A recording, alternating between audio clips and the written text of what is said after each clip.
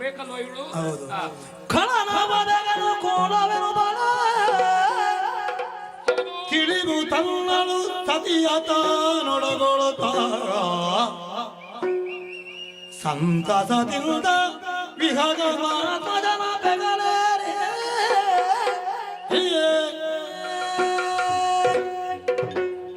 ನೀವು ಸಿಳ್ಳೆ ನಿಲ್ಲಿಸದಿದ್ರೆ ನಾನು ಹೋಗ್ತೇನೆ.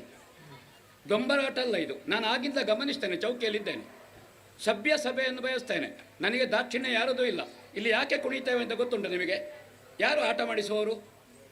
ಏನು ಅಂತ ಆಲೋಚನೆ ಮಾಡಿದ್ರಿ ನೀವು? ಈ ಕ್ಷೇತ್ರದಲ್ಲಿ ನಮ್ಮ ತಿರುಗಾಟ ಗೊತ್ತುಂಟು ಎಷ್ಟು ಅಂತ? ಎಂಥದ್ದು ಸೀಳೆ? ಏನದು ಸೀಳೆ? ಕೋಳುಗಟ್ಟವ ಇಲ್ಲಿ ಕಂಬಳವ? ಯಾರದು? ಏನು ಆಲೋಚನೆ ಮಾಡಿದಿರಿ ನೀವು? ರೆಕಾರ್ಡ್ ಆಗಿದೆ ಅದು.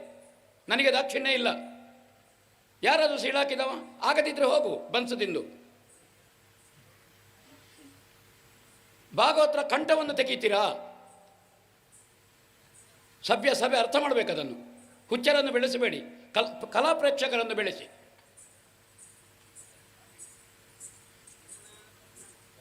ಒಂದು ಕಲೆ ಸೇವೆ ನಡೀತಾ ಇರುವುದಿಲ್ಲಿ ಬಂದು.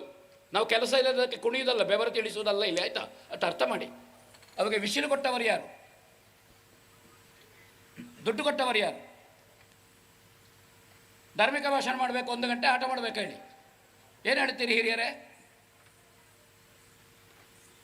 ಯಾವುದನ್ನು ಬೆಳೆಸಬೇಕು ಅಂತ ನೋಡಿ, ಆಲೋಚನೆ ಮಾಡಿ.